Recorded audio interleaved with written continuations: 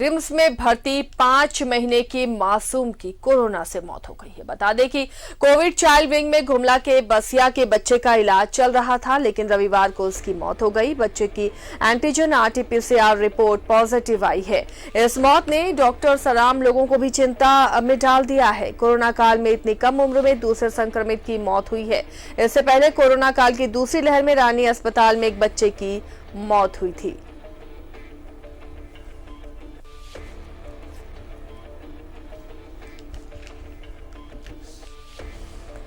सहयोगी अंजनी जुड़े हुए हैं। अंजनी का रुख करते हैं। अंजनी, लगातार तीसरे लहर को लेकर विशेषज्ञ अलर्ट कर रहे हैं और कोरोना के मामले कम होने के साथ लॉकडाउन में रियायतें मिली हैं और लोग भी बेखौफ होकर अब सड़कों पर नजर आ रहे हैं। लेकिन ये जो 5 महीने की बच्ची की मौत हुई है कोरोना की वजह से, कहीं तीसरी लहर की दस्तक इसे तो नहीं माना जा सकता है? क्या कह रहे हैं डॉक्टर अब?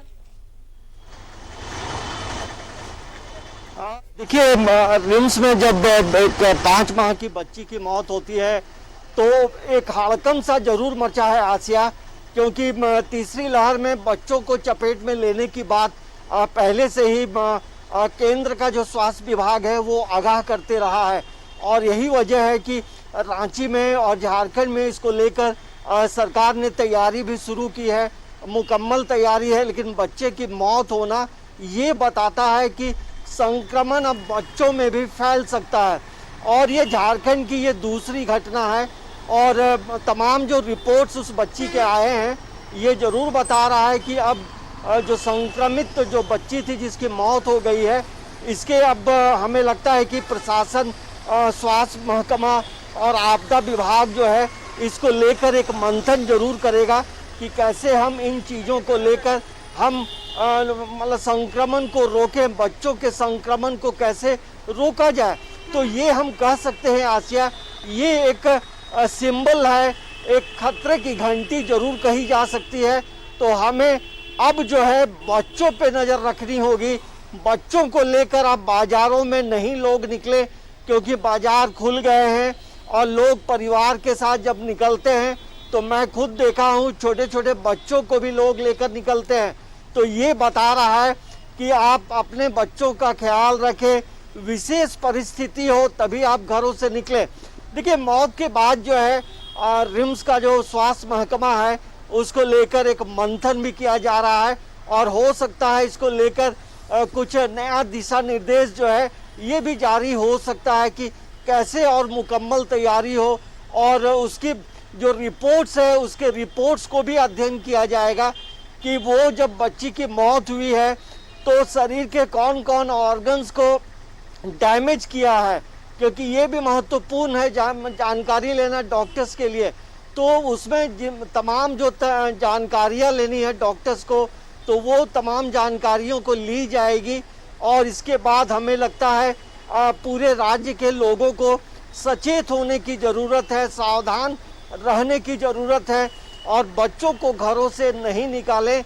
ये एक संदेश जो है जरूर तमाम लोगों को फिर से एक बार सरकार के माध्यम से, प्रचार प्रसार के माध्यम से दिया जा सकता है। लेकिन न्यूज़ 11 भी तमाम लोगों से अपील कर रहा है लगातार, आप जो प्रोटोकॉल है कोविड का उसका पालन करें और इसे हल्के में अभी भी नहीं लें, क्योंकि संक्रमण ख़त्म हुआ नहीं है। और रिम्स में एक बच्ची की मौत ने एक हड़कंप जरूर मचा दिया है कि कहीं और बच्चे तो संक्रमित नहीं हो रहे हैं। तो ये एक चिंता का विषय है, गहन मंथन करने का विषय है और तमाम वैसे लोग जिनके घरों में बच्चे हैं उन्हें सावधान रहने की ज़रूरत है। बिल्कुल सही, थोड़ी सावधानी बरतनी होगी। अंजनी, ये जो तीसरी लहर है जो विशेषज्ञ बार बार कह रहे हैं कि बच्चों के लिए खतरनाक हो सकती है और दूसरे से भी ज्यादा भयावह ये लहर हो सकती है, इसे देखते हुए तैयारियां क्या नजर आ रही हैं? शुरुआत में खूब तैयारी की गई थी बच्चों में संक्रमण अगर होता है तो उससे निपटने के लिए। क्या ये जो तैयारियां दिख रही हैं ये पर्याप्त हैं या फिर और तैयारी की जरूरत है?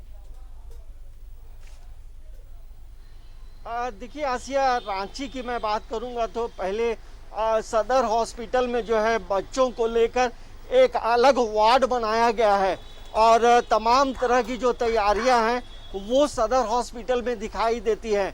रिम्स में भी पूरी तैयारी है इसके साथ साथ पहले ही कहा गया है जो तमाम जिला के जो उपायुक्त हैं, तमाम जिला के जो सिविल सर्जन हैं, उनकी अपने अपने हॉस्पिटल में जो है मतलब सदर हॉस्पिटल में वहाँ बच्चों को लेकर पूरी तैयारी रखनी है। तो सदर हॉस्पिटल में भी पूरी तैयारी है और इसके साथ साथ जो निजी हॉस्पिटल हैं जहाँ बच्चों का इलाज होता है, उन्हें भी पहले निर्देश दिया जा चुका है कि आप भी बच्चों को लेकर जो है जो व्यवस्थाएं करनी है वो आप पूरी करें। और दूसरी एक महत्वपूर्ण बात यह है, राज्य सरकार ने पहले ही एक दिशा निर्देश तमाम राज्य के दवा दुकानों को दी है कि जो भी बच्चों से जुड़ी जो दवाएं हैं उसका आप अपने यहाँ तमाम लोग अपना जितना स्टॉक है जो अमूमन जो लोग लेते हैं वो आप पर्याप्त व्यवस्था में रखें, क्योंकि बाद में कोई ऊहापोह की स्थिति नहीं हो और दवाई की ब्लैकमेलिंग नहीं हो।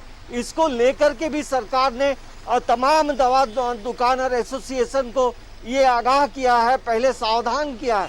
तो सरकार की तरफ से एक मुकम्मल जो तैयारी होनी है आसिया, हमें लगता है कि जो स्वास्थ्य महकमा है, जो आला अधिकारी हैं, उसको लेकर पहले से ही जो रिहर्सल है, जो प्रैक्टिस है उन्होंने की है। अब देखना ये होगा कि कैसे अब हम बच्चों को संक्रमण से दूर रखें, क्योंकि बच्चे संक्रमित होंगे। देखिए 2020 में जो कोरोना के मामले थे या अप्रैल में जो मामले थे, कई ऐसे परिवार थे जहां की पूरा परिवार कोरोना पॉजिटिव था, लेकिन बच्चों जो छोटे बच्चे थे उसे कोरोना छुआ तक नहीं। ऐसे कई लोगों को मैं जानता हूं आसिया। तो आप समझिए कि अब जब बच्चे संक्रमित हो रहे हैं तो हमें लगता है कि सावधान रहने की ज़रूरत है। तमाम जो हॉस्पिटल हैं, प्राइवेट हो सरकारी हो, तो हमें लगता है सरकार की तरफ से जो दिशा निर्देश दिया गया है उसका तमाम लोग अनुपालन करेंगे।